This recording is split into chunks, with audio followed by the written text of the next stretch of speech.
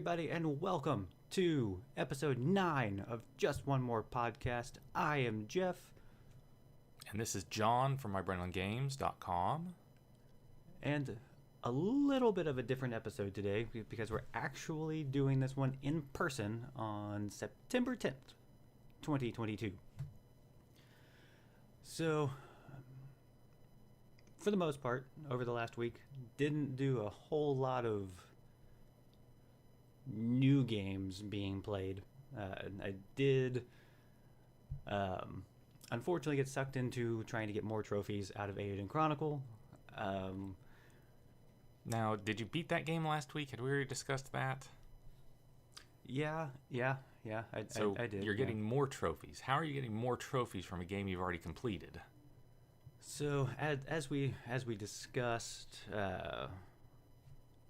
the way that Aiden Chronicle Rising is handled on PlayStation is that there's two separate trophy lists, which apparently is not the case for achievements on Xbox. But I completed the game, the PS4 version, and then I found out that I could import my save and start unlocking more trophies. There are some caveats to it, like the leveling or the like the stamps and stuff, where it essentially. So for the most part, I imported my save file, started unlocking a bunch of trophies just as I was going through things like beating bosses or 100%ing maps. Those were all easy. Just pretty much had to load the save, no issues. However, since the game complete file, I already had, yeah, of course. With the game complete file, I already had the characters at level 50, already had the maxed out weapons and armor, gear, all that kind of stuff. I had already met the characters, so in order for those to pop, I still have to do those. Same thing with all the stamps. Like it was like, oh, you completed the black stamp card, but it didn't give me the trophies for all of the previous stamp cards, so would still have to. So you still have to play the game in full, basically.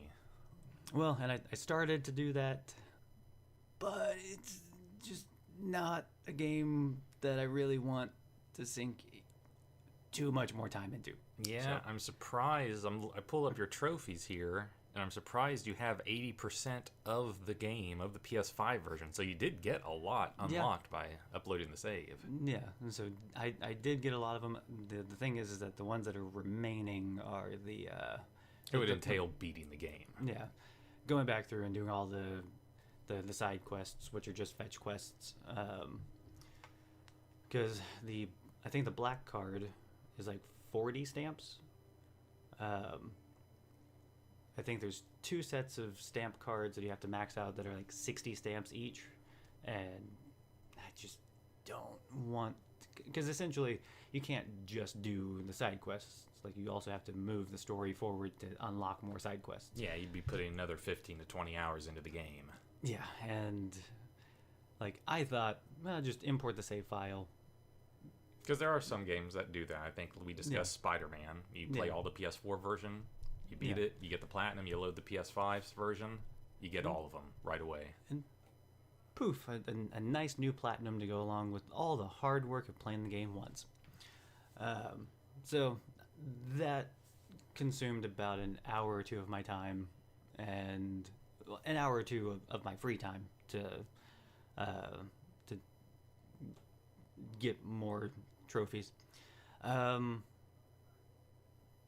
Outside of that, I did boot up and start playing Killzone Shadowfall, which, as we've talked about before, the servers went down, so there are no online multiplayer stuff, but it looks like Shadowfall has bot zone just built in, whereas we had talked previously about Killzone Mercenary, like having to purchase, like, I think it's a DLC pack that added the ability to play with bots. Yeah. So it's cool that Shadowfall just has it built in, whereas Mercenaries you have to pay for that DLC pack to have that same feature. But as I'm playing through it, it's the story doesn't. It's not very good. The gameplay is good, which, as far as a game goes, I mean, that's kind of the more important part. But yeah. I mean, it's kind of like Shining Force in me. Shining Force is a 30-year-old game, so of course it's not really going to have the engaging story of a more modern RPG, but the core gameplay is good. And for me, that's really what matters. Like, hey, I will go through a 20, 30-hour game if the gameplay is good. So I'm enjoying the gameplay, the story and the character interactions and stuff are not good. Just the fact that for anybody who hasn't played any of the Killzone games, there's two main factions. So you've got the ISA, who are quote unquote the good guys, and then you've got the Helghast, which are designed to look like the bad guys, like the big glowing red or orange, depending on the era of Killzone that you're playing. And I know it's not spelled HE double hockey sticks, but it's a close approximation. So I mean, if you got hell in your name, I'm sure you're not the good guys, right? And there's a lot of similarities that the Helghast have to a real world evil force that went by the Nazis. So just looking at their flags and their symbols and just how they act. Do you know a lot about Minions lore? I do not. Okay. Do you know that the Minions serve whoever is the most evil person in the world, right? Okay, yeah. So you know that now. Yeah. And so canonically, the Minions were hidden in a cave. They were locked in a cave from the years of like 1860 something to like 1960 something. Because of course that'd be a little weird if, hey, the Minions, this children's franchise, yeah, they served Hitler. Yeah, that's. Oops. I mean. So I guess if they existed in this world, they would serve the Helghast. Yeah. I mean, makes sense. A good portion of them already have goggles and stuff. Just paint them red or orange, again, depending on which generation of that you play Killzone with. But so essentially, like they're warring factions. They've been fighting each other for a very long time, to varying degrees of success on both sides. It seems like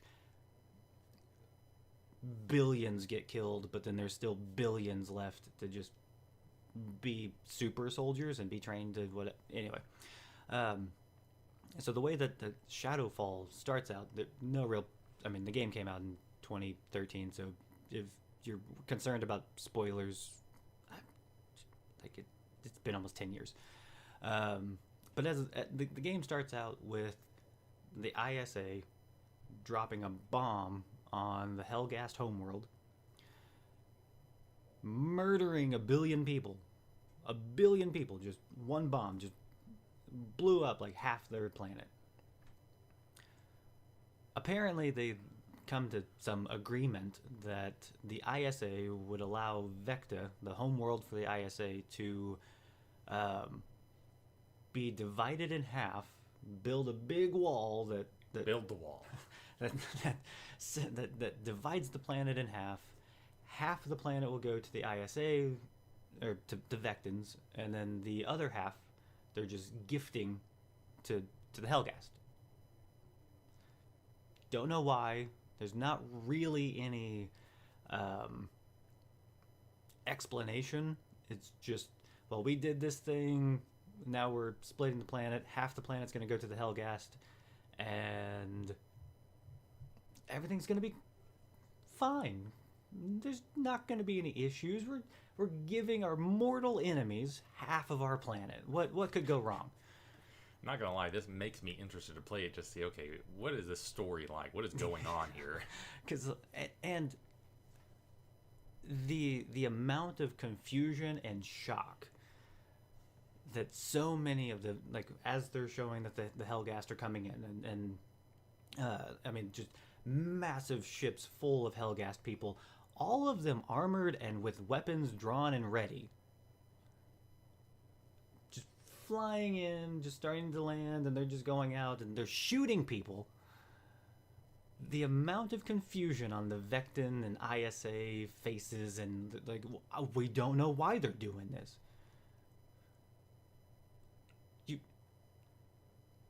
You didn't think, like, you blew up half of their world. You guys have already been fighting for years and years and years. You didn't think maybe this was just going to continue the war? Like, and they try so hard. So, The Last of Us. Very emotional scene at the beginning of the game. Very emotional. Killzone Shadowfall, several years before that, attempts to do the same thing. Killzone Shadowfall several years before The Last of Us? Well, just game releases. Just game releases. No, because The Last of Us came out on PS3, right? Oh, yeah. Well, I guess let me back up. Which Last of Us? Yeah, Last of Us, The Last of Us Remastered, or The Last of Us Part 1? Okay, so the first... yeah. Because Killzone Shadowfall did come out after two of those. Yeah, so Killzone Shadowfall... Well, actually, I think it was the same year, because it came out in 2013. The Last of Us came out... Or the first The original release, yeah. Came out in 2013, so yeah. Okay, so getting my timelines all confused. But, so... Man, time is very weird. Okay, so I guess not years before, but Killzone Shadowfall attempts to have that same like emotional. But the problem with it is, well, I guess with The Last of Us, they're also kind of no-name characters. You don't really know the characters in the first 30 minutes to an hour. You really don't. But playing Killzone Shadowfall, you're a kid when you actually get to take control of a character. You're Lucas, and you're in your apartment with your dad while the Helghast are coming in, and they're just shooting and mowing people down, and Lucas as a kid is just like, what's going on? Why is this happening? And the dad is just trying to like keep him, as innocent as possible. He's just like, oh, well, just don't worry about it. You're my second in command. We gotta go. And like the city that you're going through is already destroyed. So like it's been bombed. So it's just very weird how they set things up. But like they do a lot of like very close zoomed in on the dad's face to try to drum up some kind of like emotional connection between these two characters. And eventually the dad gets shot and the kid is left on his own. But just all of the build up to it was just very, like, you could tell that they were trying to make this this emotional connection and just failing miserably to do it, because you know nothing about Lucas, you know nothing about the dad. You're just running through Helghast, or just walking around. Do you play as Lucas throughout the game? Yeah. Okay. So, is the game then set like, well, years later? So it goes through a couple time skips after Lucas's dad gets shot. It jumps 8 years, and then 10 years, and 14 years. And of course, Lucas now has a just deep-seated hatred for the Helghast. So now he is he's joined the ISA, and he's joining the forces to fight back against the Helghast. But it's just very, story-wise, it is just very forced. It's like all of the writing is just, we need to get you to the next point. We just need to get you to the next gameplay section. So the story, character development, character interactions.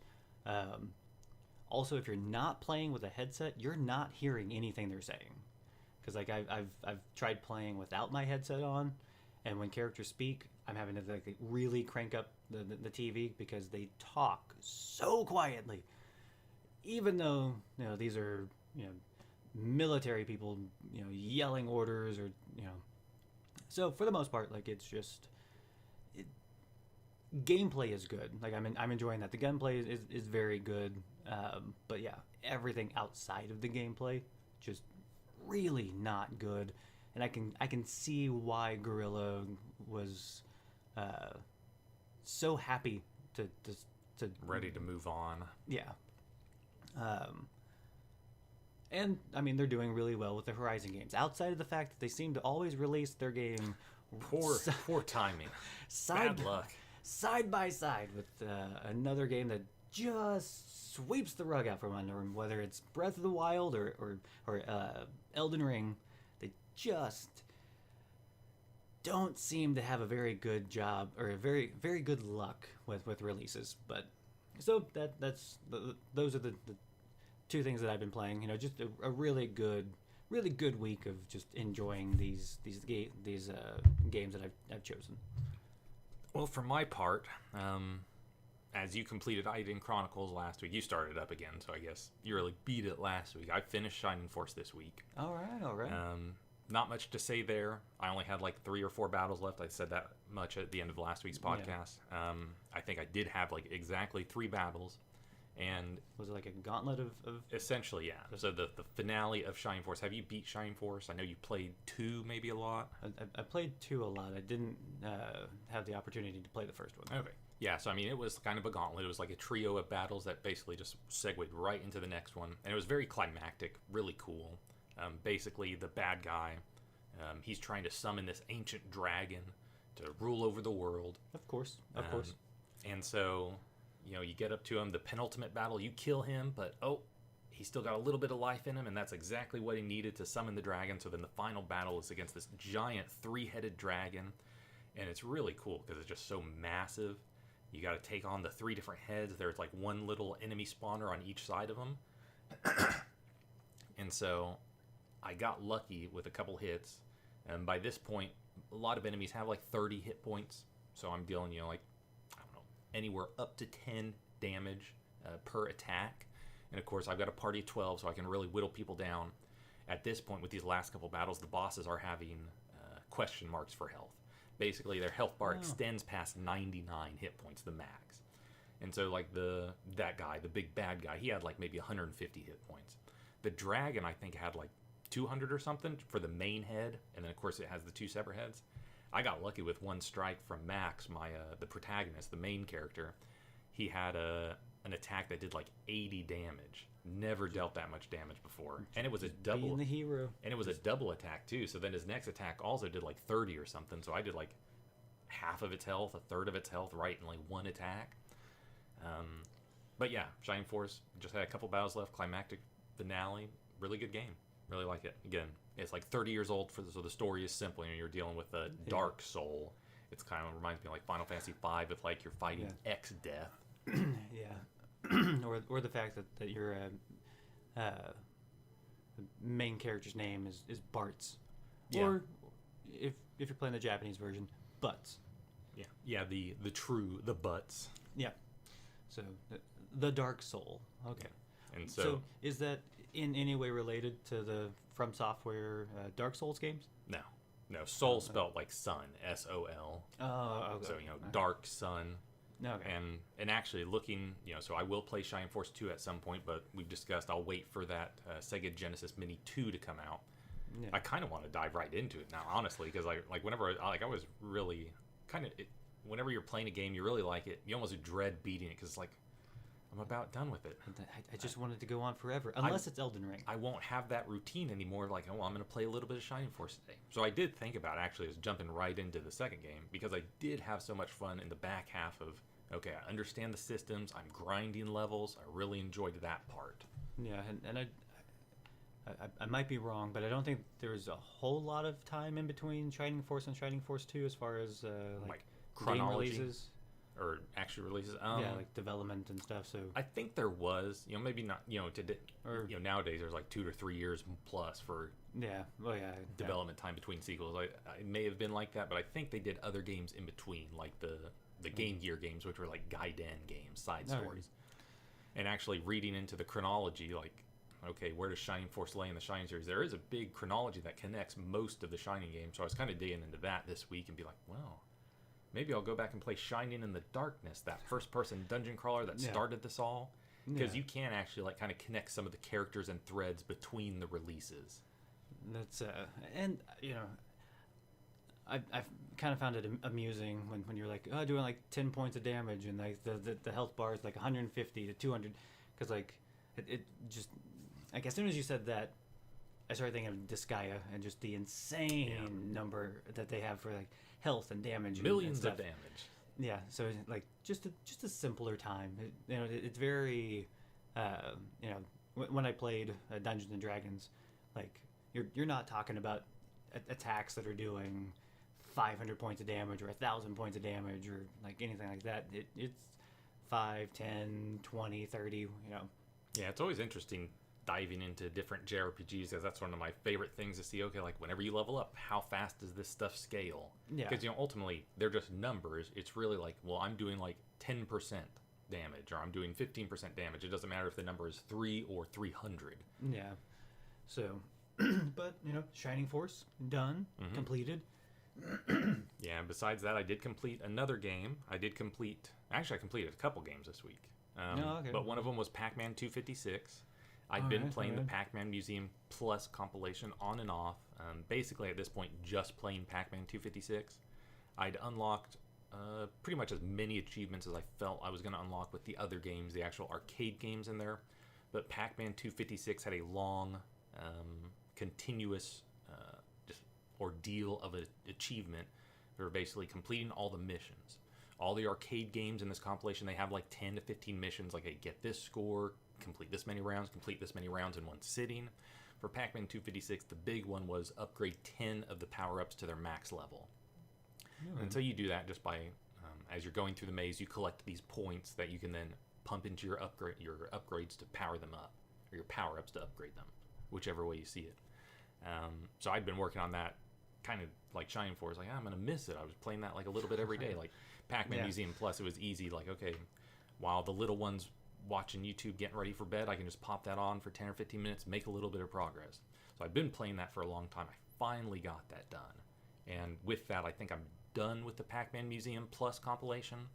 Like I said, there's other achievements and stuff for me to get, but they're going to be tough to do. And the ones I have, basically every achievement I've unlocked in that game is like my most valuable achievement now, my rarest achievement.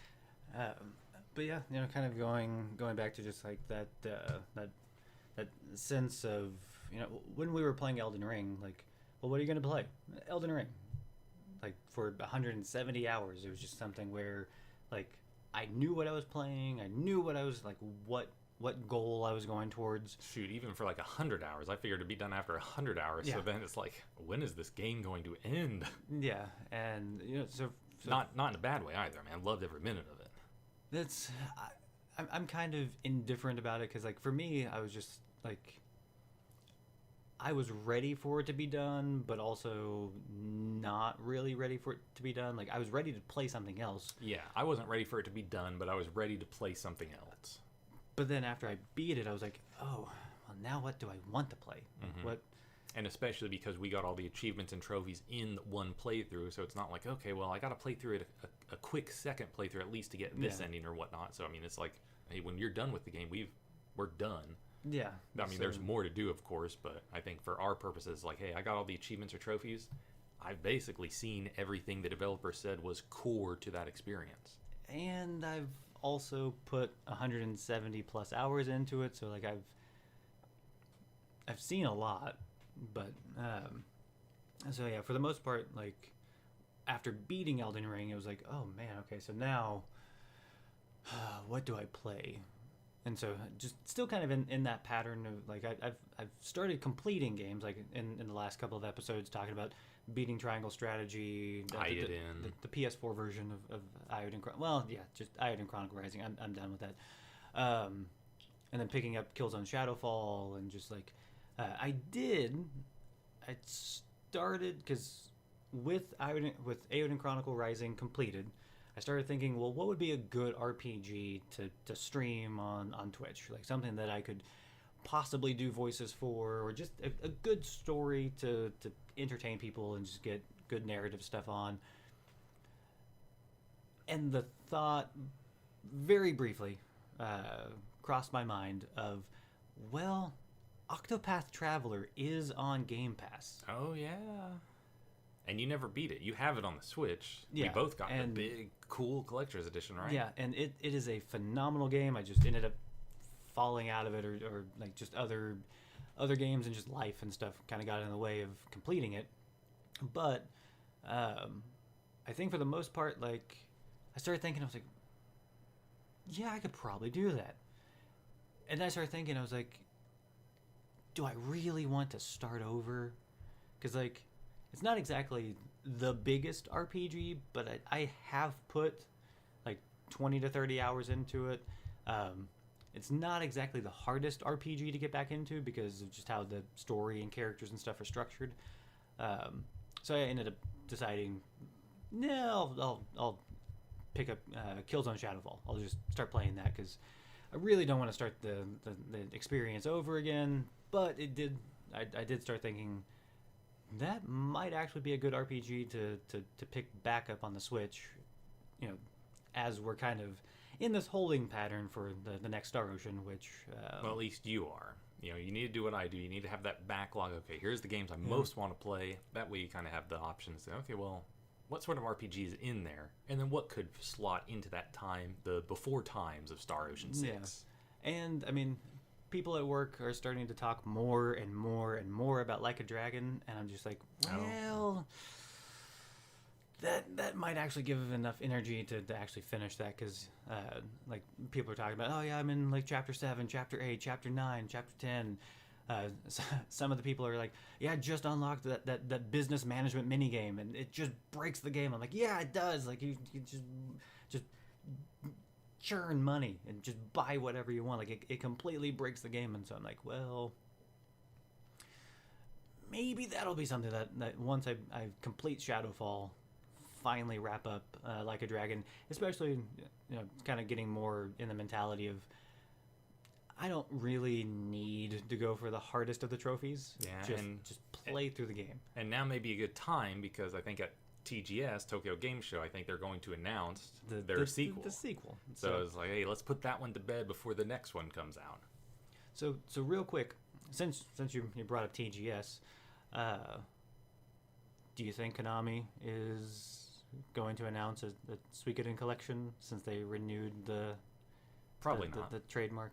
Probably not. I could see them, you know, so Konami, easy to bash on Konami, right? Yeah. Konami's gotten a lot of hate over the years. I think they do deserve some credit, though, because they have been successfully mining their back catalog. There are people at Konami who care about games and care about their history. And they're doing really well with the TMNT property. Yeah. Right? Like, this year has been really good for that property. Well, and not just that. I mean, this year has been pretty decent for Konami. I think the Castlevania Advanced Collection came out earlier this year. Maybe it was last year. But they've had these 2 compilations in the last short while. That one, which I think was probably put together by M2 or maybe Konami internally. And, of course, this TMNT collection, which was done by Digital Eclipse, or whatever Digital Eclipse is now. And they just do a fantastic job on these compilations. They did the SNK 40th compilation. They've done a Street Fighter compilation, Mega Man. They do a terrific job whenever they do it. They actually dig in and make it like museum quality. Well, and, you know, even just outside of the collections, like Shredder's Revenge. Yeah. Like a new game. Which that's not Konami related, correct? I don't think Konami published that. That's who published Streets of Rage 4. .emu. Yeah. That was a .emu joint. That was developed by, you know, I forget their name, but they had done the beat 'em up on the PlayStation 3 and 360 that got delisted. Ubisoft published it. It's based on that movie. Wheelman. Not Wheelman. It's not a movie. Anyways. Yeah, but Too Human. No, they've got good pedigree. But yeah, I don't think that's any relation to Konami. But yeah, so I mean, I don't, you know, maybe they would announce it here. You know, they've renewed a trademark. That doesn't necessarily mean they're making something new or anything. That just means they don't want the trademark to lapse. but it could be a positive indicator that, hey, we've had success with these compilations of our back catalog. Maybe it's time to revisit Suikoden. I mean, if they announce a collection for Suikoden, I will pre-order that as soon as pre-orders are available. Yeah, I mean, it's almost like a day one sort of thing, just to show, hey, we're out here. We out here. We back. Which is, I think, in good part, just why Eiyuden Chronicle has developed such a following so quickly, is the fact that it's so much of that Suikoden fan base that's like, we want a game like this. We want, because there's really not much out there that has all of the parts that make a Suikoden game.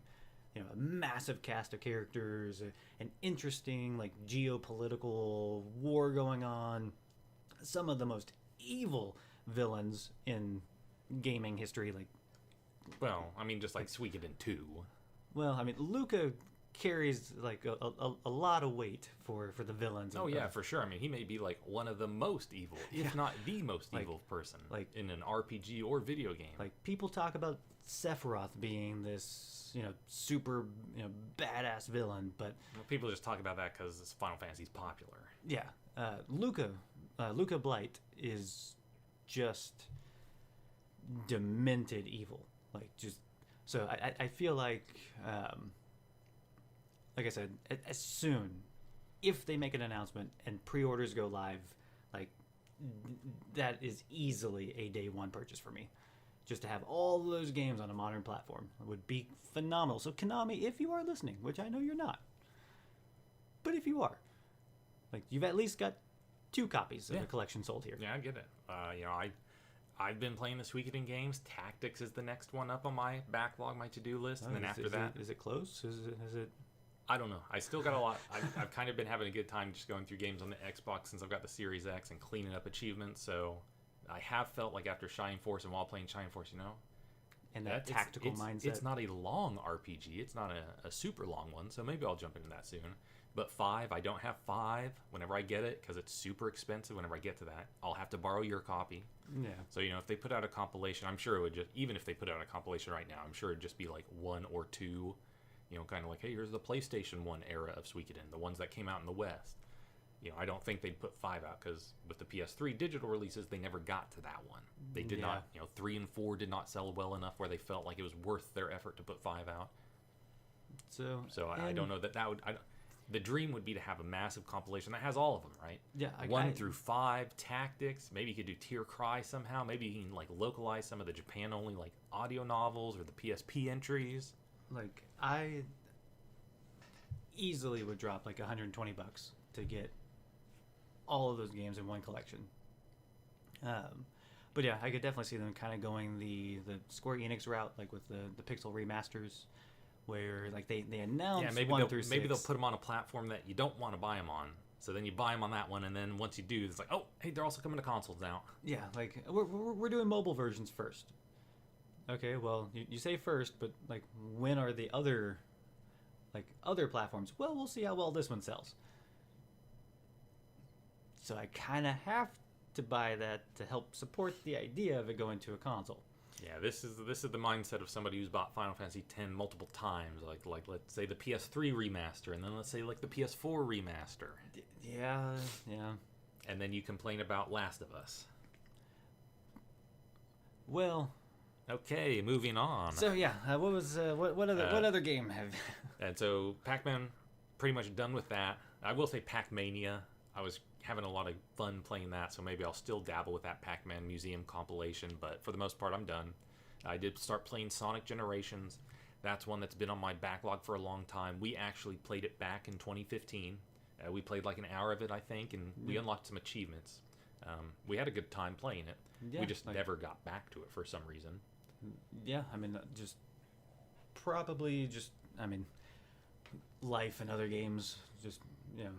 But, I mean, Sonic Generations was a really good release. Yeah. And so we unlocked a couple achievements at that time, and so that's always been something in the back of my mind, kind of like, okay, well, I got to go back to that at some point. It's like I always feel this urge whenever I get achievements. Okay, well, I have to play it now. This is one where I'm happy, though, because the game is pretty good. I will say that was not the way I felt whenever I was playing through it. So I did play through and beat it this week. It's only like 5 hours. It's not too long. It's got, I think there are 18 stages. There's basically 9 kind of worlds with 2 stages each. One a classic Sonic version and one a modern Sonic version. And this game came out for the 20th anniversary of Sonic, celebrating the release of Sonic the Hedgehog. So it's actually kind of like a greatest hits. All the levels are based off of original titles, or not original titles, but the original games in the franchise. So, I mean, you've got a level based on, like, Green Hill Zone from Sonic the Hedgehog 1. You've got a level based on the City Escape from Sonic Adventure 2. You've got a level based on, like, Sonic 2, Sonic 3, Sonic and Knuckles, Sonic Heroes, Sonic Unleashed, even all the way up to Sonic Colors, which was the newest one at that time. I think this came out in 2011. Sonic Colors came out in 2010. So, for me, who has not played all those, I've played all the Genesis games. I've played all of them basically up to, like, actually, I guess the only ones I haven't played that would be in this collection are Sonic Unleashed and Sonic Colors. So it was very fun going back through these kind of... the levels start out basically the exact same as the source material, but then they kind of shift. So it's like re-envisioned versions of these levels. So it was fun having the knowledge of playing basically all these before and then seeing them remixed. Same thing with the soundtrack. Soundtrack's awesome. It's got remixed versions of all these original songs from those releases, so you're getting a new take on all of them, just like you're getting a new take on the stages. But as I was playing through the game originally, I have the tendency, I'm playing Sonic, you just gotta run. You just gotta rush through. Just gotta go fast. And so sometimes the design of Sonic stages is not meant for that. And so you're just running, you come to a dead stop. You gotta push something. I'm playing Sonic. I'm supposed to go fast. I'm supposed to run. I've got all this attitude. Why am I sitting here pushing something?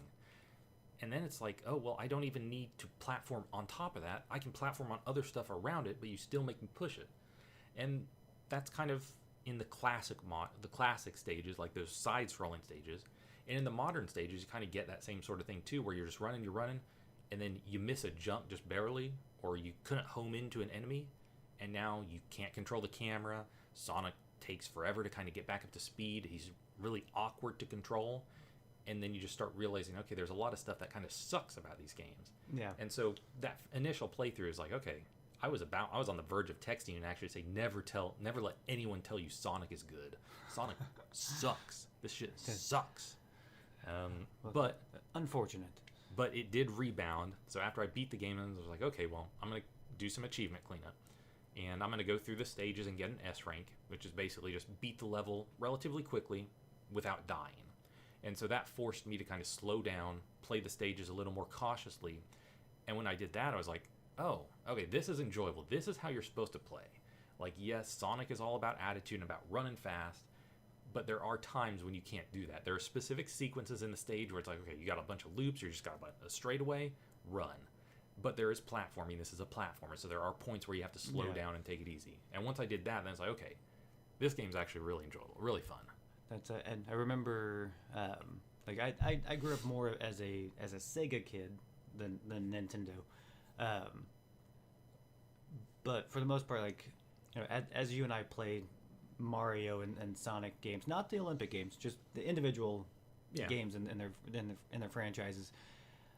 I've like. Even in Mario, like you kind of play a Mario game like a Sonic game, but then you end up having to like play a Sonic game like a Mario game, like at least how they're intended. Like with Mario, it's more slow and methodical, and you're going through the platforming. Whereas with Sonic, like the idea is, oh well, he's supposed to go fast. My wife says, you play games like you're stirring mac and cheese. Whenever the mac and cheese is done, whenever you're adding the milk, you're adding the butter, you're adding the cheese sauce, I get there to stir in it. I just stir really vigorously, and sometimes stuff shoots out of the pot. So I play Sonic games like I'm stirring mac and cheese. I play really vigorously. I make mistakes. I get upset, and then whenever I slow it down, it's like, okay, this is fun. You're running into robotic piranhas, and you fall into like spike pits and stuff, and then you're just falling off of. I mean, luckily you've got the star checkpoint nearby, so you're not having to go too far. Yeah. But one thing I'll give to, speaking of like Nintendo platformers versus Sonic platformers, Sega platformers, and specifically maybe just because it's more fresh in the mind, like the Kirby games or the Yoshi games we played. Like, those are platformers, just straight platformers. I feel like one of the things that Nintendo does much better than Sega in this regard is the level design. Everything? Everything. No, not necessarily. But the level design, there are levels I can remember from the Yoshi games and the Kirby games, those Yarn games that we were playing, that are just really creative, like really fun. Yeah. Like, okay, here's a gimmick. We're going to make the stage this whole gimmick. And it's really the only time we're ever going to use that. And because the next stage is going to have a totally different gimmick. Like, a lot of inventiveness and creativity going into the level design versus these Sonic games where they feel just more like straight through platformers, like you're just going to be doing some running and jumping. Sonic games, maybe the thing they do better than Nintendo, and of course this has always been the case, is the coolness. The characters are cool. The cutscenes for this game are funny. They make me laugh. The soundtrack, just love the soundtrack. All eras of Sonic. Yeah. Like, going back to the Genesis era, which had like really cool, vibrant, lush sounds, to like the Dreamcast more modern era where it's like rockin', like Crush 40 and Jun Senue. Yeah. Actually like kind of like Power Rangers, or like real like rah rock and roll. The kids rock type stuff. Like corny lyrics, but corny lyrics that I'm singing to in the shower after playing the game still. Just sounds that just get stuck in your head, like as far as like the obviously the classic Green Hill Zone, but then all of Sonic 1 and 2 soundtrack just like perfection. The Sonic CD, the casino stage, and I can't remember Sonic which Sonic 2 Casino Night Zone. So yeah, just like very iconic soundtracks with the Sonic games. But yeah, like, it's just like, if only they could nail the gameplay. If only. Which, I mean, Sega has figured out, if they outsource Sonic to non-Sonic team developers, they have a good game on their hands. Like, well, I mean, Sonic Mania. This is a Sonic team developed joint, but again, it is like taking inspiration from all the other titles. And it kind of gets to the point of like, was Sonic ever good, or was it all about the attitude and the other stuff around it? I feel like the first two Sonic games were really good. Okay, well, as a self-admitted Sega person, you feel the first two Sonic games were really good. Okay, so yeah, totally non-biased. Yeah, the third one, when they started kind of being like, okay, well, we need to start adding more like platforming to it and start slowing him down. I kind of think that's when they started figuring, or not figuring. I think that's when they started running into, oh man, how do we make a fast character like a long-term investment, not just a gimmicky character for one or two games? Yeah, and the answer was the Chow Garden in Sonic Adventure 1 and 2, which is perfection. So, anyways, this game's pretty short. It only took me about 5 hours to beat it. Each stage, so there's these 9 stages based off like 9 previous titles. I think that's correct. I think there's 18 total stages. There's some boss fights in between. Each of these little worlds has like 5 different challenges, or really 10 different challenges, because you play as one as Sonic, classic Sonic, one as modern Sonic. So there's like 90 challenges all in all. And these things I actually find really fun. So the normal game, you're actually just going through playing a normal Sonic stage, whether it be a classic stage or a modern stage. These challenges are more short-term affairs. Like, usually you're completing them in like 1 to 2 minutes, and you've got a specific objective. Okay, get this shield in the classic Sonic game. Get the Thunder Shield. It allows you to do a double jump.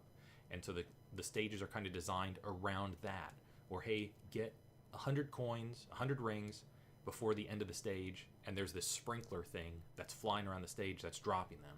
They've got all these specific objectives that are really fun, I think, if only because they are so short. So it's just like, okay, I'm going to do this, I'm going to do this, I'm going to do this. You really just knock them out. So there is a lot of stuff to do in the game. I wasn't intending on going for all achievements. I wasn't intending going for the completion. As I think we typically do for most games that we start.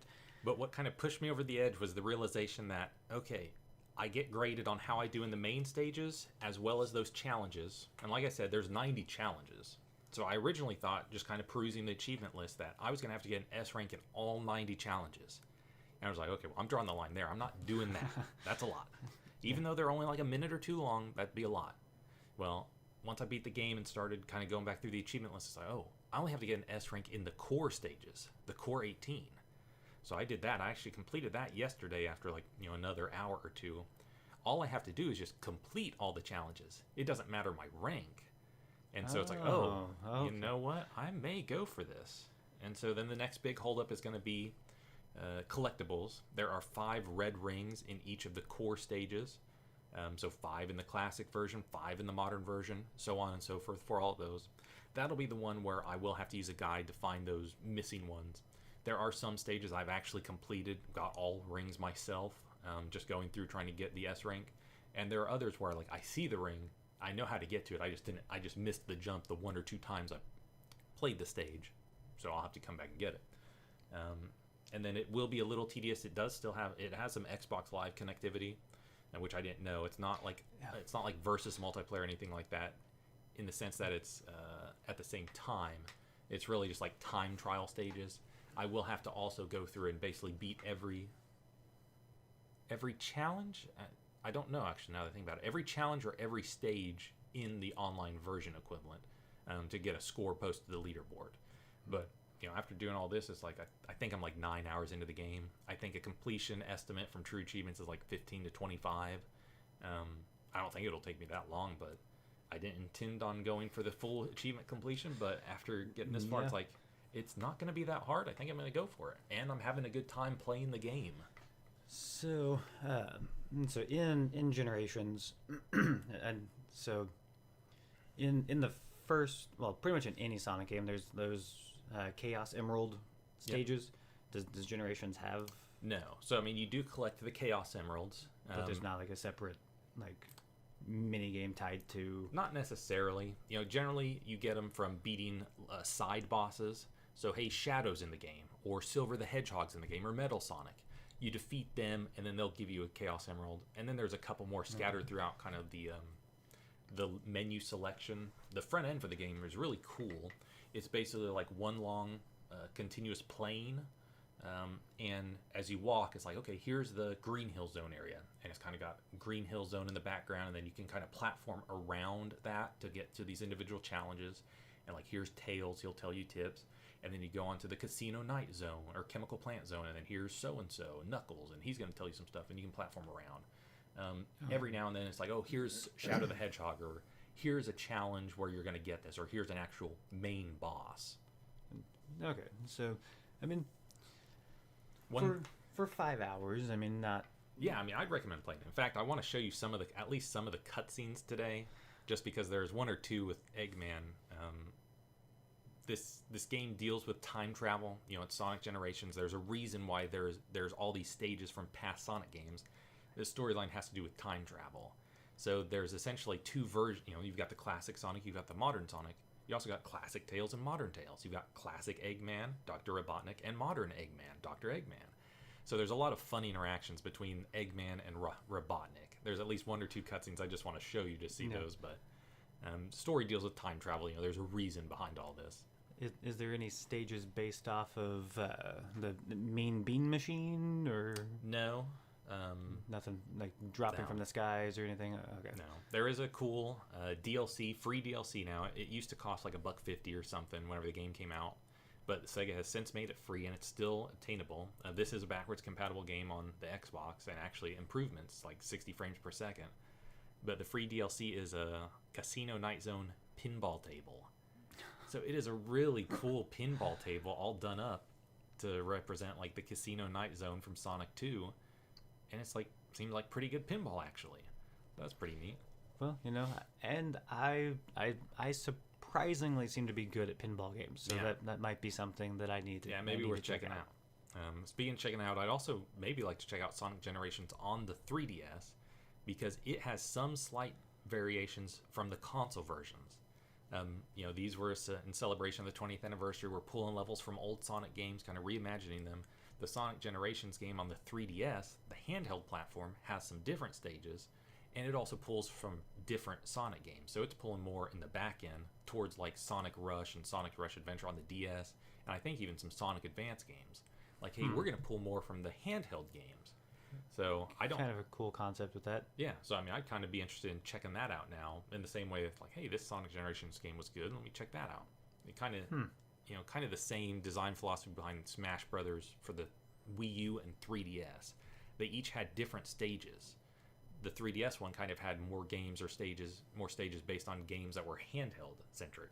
So pretty cool that they really got like 2 separate games for it. That's and I mean, like just looking at it with when games decide to actually be creative instead of just, well, we're making another one, you know. So, but outside of Sonic Generations, was there anything else that you were dabbling in with this week? Or yeah. So, and I do have some more games. I got some surprise. I did not have any surprises this week. Just a loaded week for you. Yeah, I do have some surprises for next week. Now that I'm finished with Sonic Generations, I'm cleaning that up. I think I've got more time to devote to some other stuff. I've got some surprises for next week, I think. So talk about those then again if I get to them. I said there was going to be surprises this week, and there's not really surprises. I basically spent a lot of time with Sonic Generations. Surprise. The last thing would just be Pokemon Sword. I did start dabbling with that a little bit more. From Thursday through Sunday, Snom, the ice bug Pokemon Snom, is featured in max raid battles. There's a higher chance of getting a shiny. I think Pokemon Sword has done this just about once a month or once every other month since its release, featuring a special themed max raid kind of weekend with a chance to get a shiny a higher chance to get a shiny. Snom is the feature this month, and I love bug Pokemon, so any chance to get a bug Pokemon, I'm going to go for it. But Snom is pretty cool too. So I was playing some of that, and I did ultimately get a shiny variant of Snom's. Not that great, barely different. In fact, I didn't realize I had caught a shiny because I was kind of playing this on the side while I was playing Sonic Generations. I just like kind of join a max raid battle, look over every like 40 seconds or so and be like, okay, attack, because it's a cooperative thing with 3 other people. So even if you don't press any buttons, it'll auto select for you. So I kind of had this off to the side.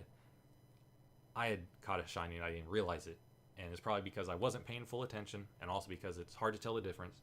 So I'd like to get 2 to be able to get 1 for Snom and 1 for Snom's evolution, which I can't think of the name, but it's like an ice moth, really cool looking, but again, shiny's not that great. So I'll probably dabble a little bit more with that.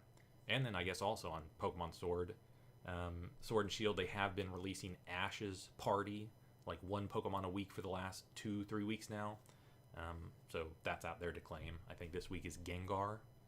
Well, that's kind of wondering. So, do you think they will continue supporting like regular events for Sword and Shield after Violet or Scarlet and Violet come out? Yeah. I don't know. I would imagine maybe for like a month or 2 after they still have some stuff, but I imagine everything will switch over to Scarlet and Violet at that point.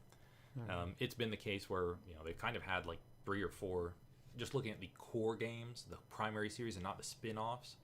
At this point, they have kind of like 3 active games recently. They've got Sword and Shield, which came out in like 17 or 18, but is still very much active because that's the core game for competition. So, of course, they're going to keep that alive. They've got Brilliant Diamond and Shining Pearl, the remake of 4th Gen Pokemon games from last year. And then they've got Arceus, which came out this year. So they've got kind of 3 core games where they have been releasing distribution, like legendary, other special Pokemon for at least about a year now. Scarlet and Violet comes out. Like I said, maybe they'll keep Sword and Shield alive with those max raid battles and other Pokemon distributions for a couple months, but I imagine it'll all shift to that because that represents the next generation, the 8th generation of core Pokemon entries. And well, I guess with the and speaking of Sword and Shield, keeping that alive, there is a distribution. It looks like coming out maybe in the next couple days through GameStop. You may want to take part in this, even though you don't really play Shiny Eternatus. It's the first chance to get Shiny Eternatus. It looks like they're going to do a GameStop code physical card where I actually walk in, and they're going to do that sort of thing to like help drum up pre-orders for Pokemon Scarlet and Violet. Hey, while you're here, do you want to go ahead and pre-order this? Yeah. But pictures have released showing that card, so it's like, okay, this has been rumored for a couple days. Like, okay, this is for sure. This is going to happen in the next week or so. So yeah, I heard things about the shiny being released, but haven't actually seen is it a major difference or is it like... not really. In my head, I'm thinking of Eternatus, and it's kind of like mainly purple with some pinkish reddish hues. I think it's basically almost totally that pinkish purplish or the pinkish reddish.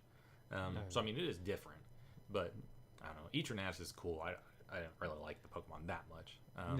It is great in like for the game and the gimmicky battle, the max raid sort of stuff, it is cool because it has a really cool Gigantamax form or alternate form, and it's super powerful. I mean, stat wise, it's one of the most powerful Pokemon. But the design was kind of like, yeah, it's fine, it's cool looking thing, but of which, like Scarlet and Violet, I don't know if you've seen some of the new Pokemon release.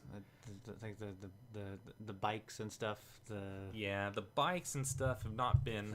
Those look okay. They're going to serve an actual purpose, but the designs aren't really that great in my mind. Like the thing with Pokemon, and this is just kind of just maybe it's me in my old age, but like bird Pokemon, they fly. Onix to be able to dig, or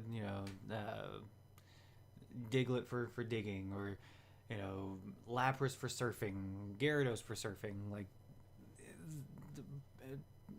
Pokemon have just like I guess it kind of goes back to like the Final Fantasy 13 thing where they turn the summons into go-karts and they into a motorcycle. It's like that really like it's just not needed. Like just have a Pokemon that can surf.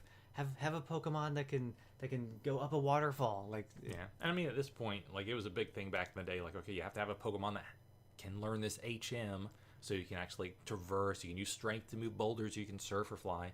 Now they've basically offloaded all that stuff to like third-party Pokemon that aren't a part of your party. Like in Scarlet and Violet, you had the big Corviknights that taxied you, flew you around everywhere. Yeah. So you don't have to have like the Bidoof HM slave that knows every HM, and you just have taken up a slot of your party because well, you got to make your way from point A to point B.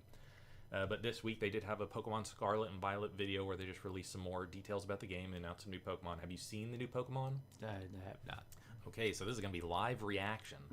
There were 3 Pokemon released. I think 2 of them are super cool. I won't show you the third one just because it's neat, it's cool, and from my point of view, I think the Pokemon they've shown off with Scarlet and Violet so far, like pretty much all of them have been like, okay, that's a good looking Pokemon. Like you guys are making good looking Pokemon. I feel with like Pokemon, like generations 1 through 3, it was like an upward thing. Like okay, they're just getting cooler and better. And then like Diamond and Pearl, I didn't really like a ton of the Pokemon in Diamond and Pearl. There's always good ones in every generation, but Diamond and Pearl I felt like had like Bidoof, like yeah, that's fine I guess. And then Black and White 2, they had some cool looking Pokemon. X and Y, I can't really think of a lot of X and Y Pokemon just off the top of my dome. I mean Xerneas, Yveltal. Yeah, I mean the cover Pokemon, legendary Pokemon, they're pretty much always going to be cool. Sun and Moon, I thought they had a bunch of good Pokemon. Sword and Shield, I thought they had a bunch of good Pokemon. It looks like Scarlet and Violet's going to continue that trend. But here's 2 of the cool ones that were just released. This one is Amarouge. This is live reaction. Okay, so Amarouge. Amarouge, live reaction from Jeff. What the fuck? What? It's like a suit of armor? Yeah. You don't think that's cool? To encounter okay, so the I'm guessing Scarlet exclusive has like a plume of fire sticking out of his kind of back. looks like a warrior, kind of looks like Glade or Blaziken. Yeah, people have said it reminds them of Digimon, like hey, it's cool Pokemon's actually let Digimon in the game. Yeah, that's so Fire Psychic, it is the Fire Warrior Pokemon. It's 4'11", so I'm still taller than it. Yeah, 187 pounds though. Are you heavier than it? No, it's got me by about 30 or 40 pounds now. Yeah, and so that that'll be exclusive to Scarlet. I've actually thinking in my mind I will get Scarlet, my wife will get Violet. The one I'm about to show you for Violet, kind of the counter to Amarouge, is maybe think maybe I want Violet. I like purple. Purple's like my favorite color anyways. Maybe I want to get Violet. All right. So this is Cerulege, like Cerulean or Cerulege? Cerulege.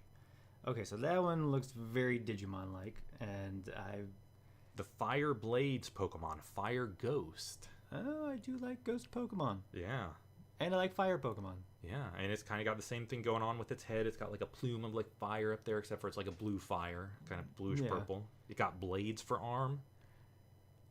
I mean, okay, so that one, I think that one looks cooler than Amarouge. Yeah.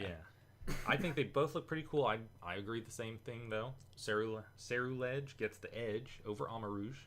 Amarouge, I think, is still cool. You act like it's a Mr. Mime looking Pokemon or something. It's not. It's much cooler than that. It's a very I don't know. Amarouge, but Ceruledge. I mean, Lechonk. Come on. They're knocking out of the park with these new Pokemon. Lechonk. That's cute. This is an old one. This was like one of the first ones shown off. Lechonk. I'd rather have like a Snubble or Snubble. Yeah, like a Snubble or Snubble. I mean, get out of here. Lechonk. Lechonk. Even the name is great. Lechonk. Yeah. Is it French? Is it a French Pokemon? Is it coming from? No, I mean the region. The games. The region these games are based off of is Spain, so there's some Spanish influence. Okay, so it's close to France. Smoliv, you've seen Smoliv, right? I don't think so. Oh, well, crap. Okay, I know we're just about done here, but now I gotta pull up Smoliv. This was one of the first ones released of the new ones, and I guess this will be, continuing on from last week, the kudos of the week. This kudos this week goes to Game Freak for designing Smoliv. Come on, Smoliv, the name alone is 100%. So it has an olive on its head. Yeah, it is an olive, little olive thing. And and it's small olive, Smoliv. Yeah, that's they're really creative with their names now. What do you mean? That's how their names have always been. Their names have always been like puns and portmanteaus. Yeah. But so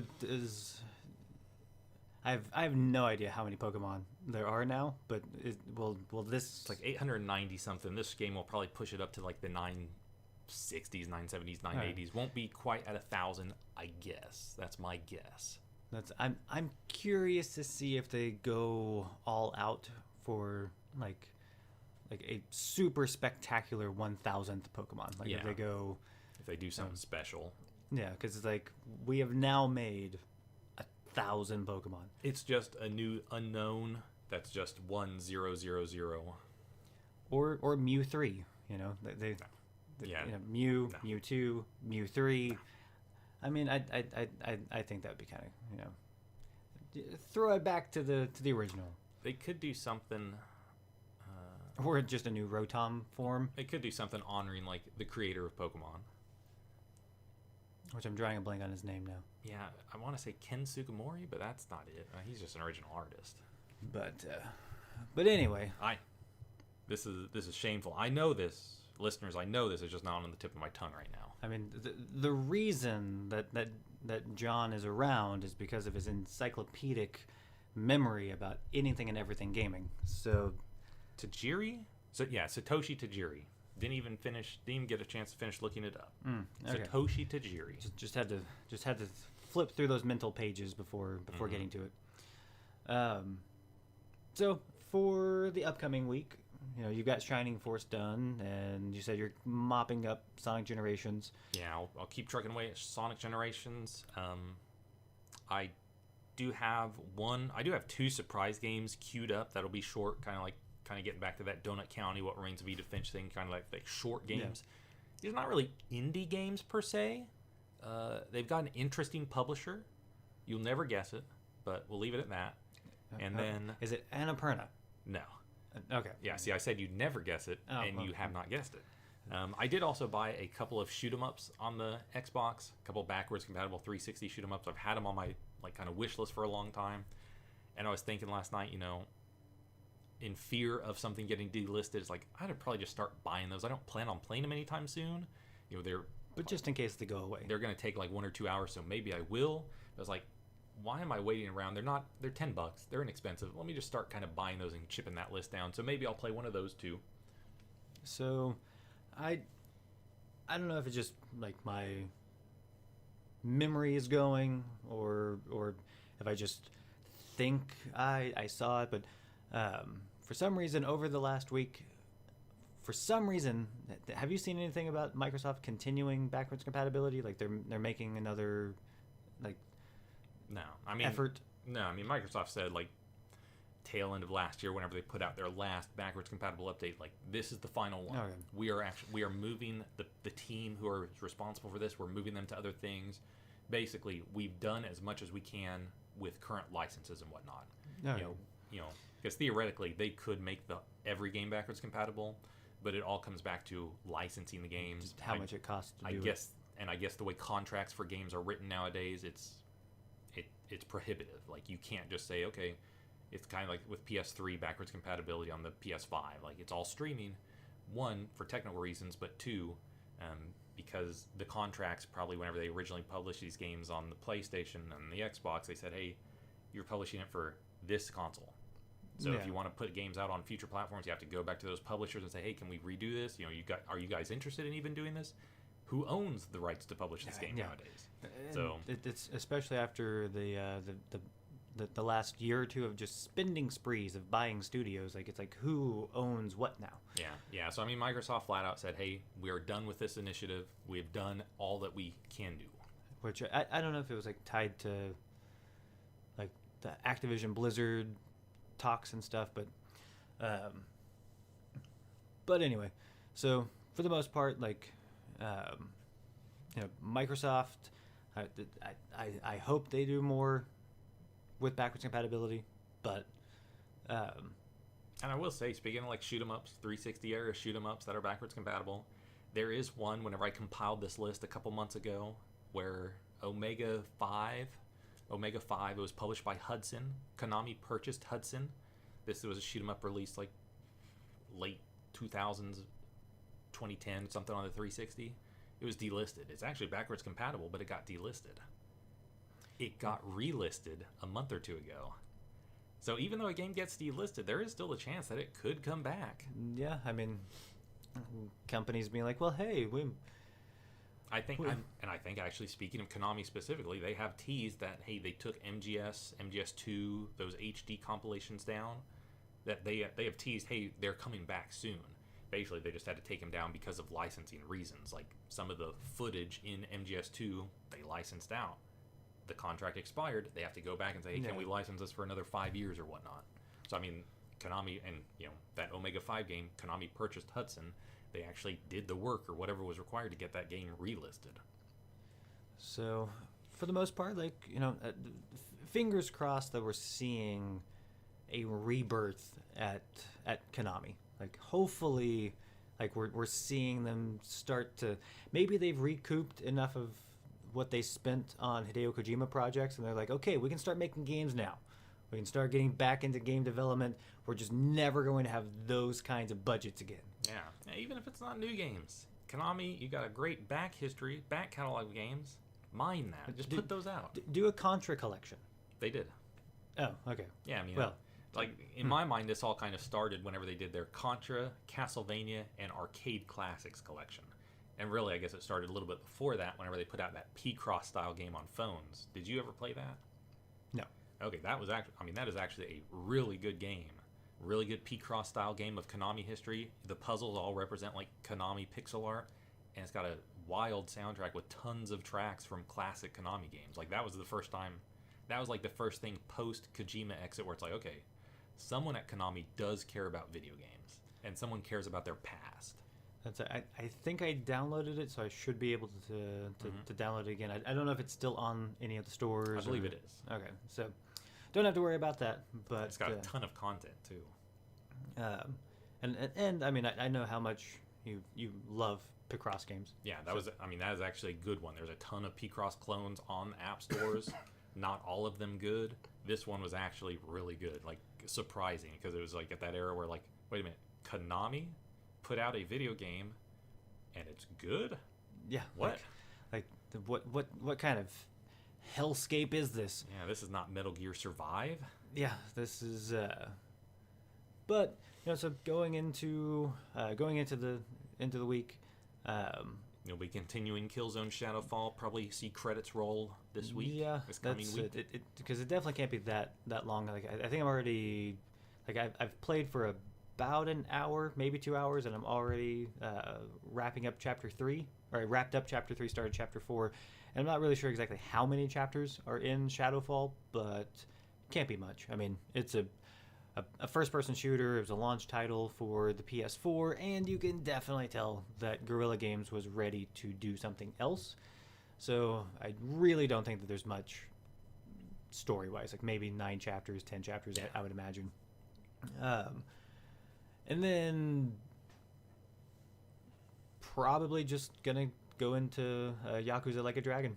Just finish that up. Not do Killzone on the Vita? I think I'll... Well... Because that's only a couple hours long, I imagine.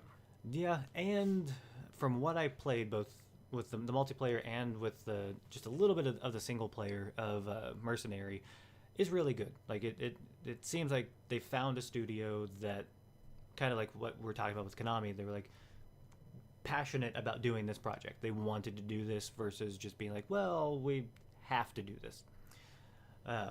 So might go back and forth between Mercenary and Like a Dragon once Shadowfall is done. Yeah, because that's handheld. You could always primarily focus on Like a Dragon and maybe in like bed get a level of Mercenaries in, or a little bit of time of Mercenaries. And from what Killzone Mercenary is, it's not like it's not you being part of the ISA or being part of the Helghast. You are a mercenary that's literally just picking up contracts and fighting both sides. So the story-wise, I would imagine that it's probably just more open, like not having to shoehorn in Helghast evil, ISA good. So yeah, I think that's pretty much what I'll be doing over the next 7 days, going into the next episode, which will be episode 10 already. Yeah, like we're approaching 10 episodes. Yeah, and this is like the first time we've hung out in person in at least 2 months then. Since this is episode 9, it's been like 2 months and a week. So many things just popping up, like, you know, me dealing with a month of sickness. But can't really think of anything else to add to this. I think good stopping point. Yeah, your estimate of a 30-minute podcast turned out to be wrong. We're about normal length and, in fact, a little bit over. Yeah, that's... Whenever we get in person, we start getting on some tangents whenever you let us. Sonic Generations, you know, the good and bad. Pokemon, Konami. Yeah, like... TGS. Which I'm hoping... Come on, Konami. Make that Suikoden collection announcement. Just do it. But I've been Jeff. I've been Jeff. I don't know what just happened with my mouth just then, but I'm Jeff. And this was John from My Brain on Games. And you'll hear from us in the next episode of Just One More Podcast. Bye-bye.